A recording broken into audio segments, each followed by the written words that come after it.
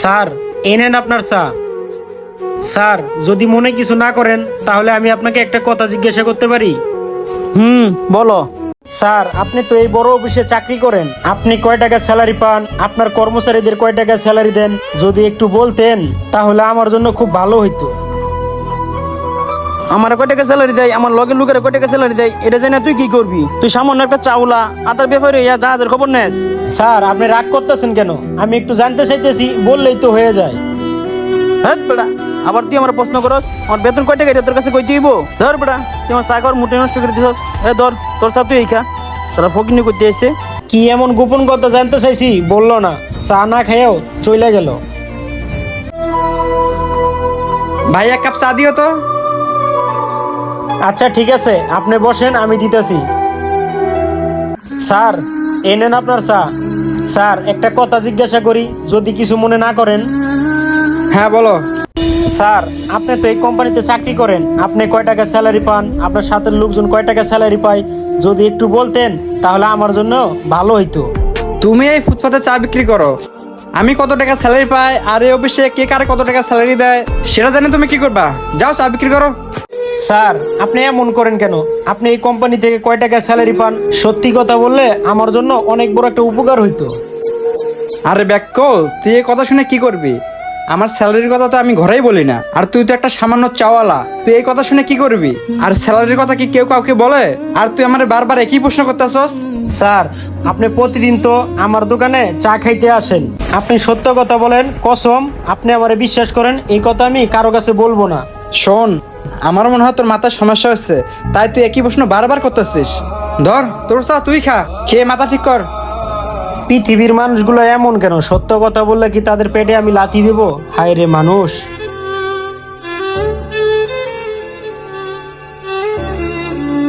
কিরে, কই তুই? জি স্যার, বলেন।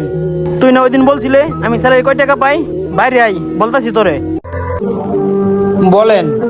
আমার স্যালারি জানা কি তোর খুব প্রয়োজন? হ্যাঁ স্যার, আর মনে হয় জানাটা খুব জরুরি, আমার মনে হয় হে জেনে শান্তি পাইবো। দেন স্যার, বলে দেন। তাইলে শুন, আমার মাসিক বেতন 70,000 টাকা।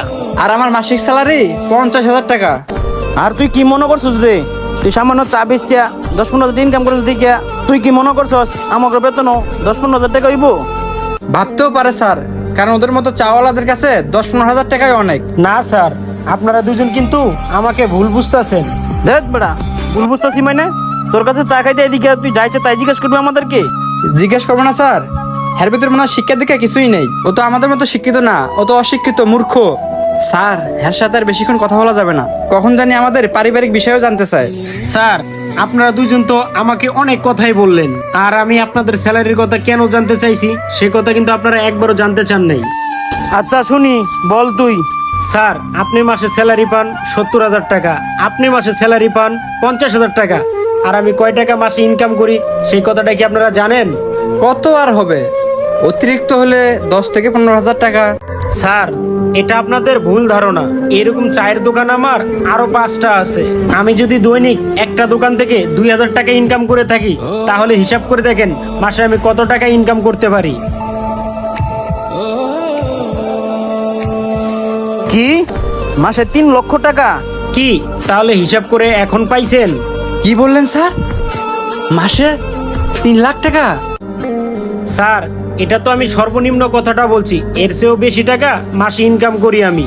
দেখেন স্যার, আপনারা এসির ভিতরে থাইকা আপনাদের মাথা সব সময় গরম থাকে, আর আমরা এই চায়ের দোকানে রোদে পুরা চা বিক্রি করি, তবুও আমাদের মাথা গরম হয় না। আর আপনারা যেভাবে কথা বলতেছেন মনে হয় আপনারা এ দেশের প্রেসিডেন্ট। আর সত্য কথা বলতে কি স্যার, আপনারা চাকরিজীবী মানুষগুলো গরিব মানুষরে মানুষ মনে করেন না। আর একটা কথা বলি স্যার, আপনাদের চেয়ে যারা ফুটপাতে দোকানদারি করে তারা মাসে অনেক টাকা ইনকাম করে। আমার একটা ছোট ভাই আছে, তারে আমি এই কোম্পানিতে চাকরি নিয়ে দিতে চাইছিলাম। তারে আমি অনেক কষ্ট কইরা লেখাপড়া শিখাইয়া মানুষের মতো মানুষ করছি। সেই জন্য আমি আপনাদের কাছ থেকে এই স্যালারির বিষয়টা জানতে চাইছি। স্যার, আমার কিন্তু কোনো খারাপ উদ্দেশ্য ছিল না, জাস্ট এতটুকুই। আপনাদের যা ব্যবহার তা শুনে কিন্তু আমি নিজেই মুগ্ধ হয়ে গেলাম। আমার ছোট ভাইরে কষ্ট করে লেখাপড়া শিখাইছি, ঠিক আছে, কিন্তু তারে আমি চাকরি করতে দিব না। আপনাদের যখন মাথা গরম হয়ে যাবো আমার চায়ের দোকানে আইসা চা খাইয়ে যাইয়েন। ঠিক আছে স্যার, ভালো থাকেন। বন্ধুরা, আমাদের ভিডিওটি দেখে কে কি বুঝলেন? যদি আমাদের ভিডিওটি ভালো লেগে থাকে অবশ্যই লাইক কমেন্ট শেয়ার করতে ভুলবেন না।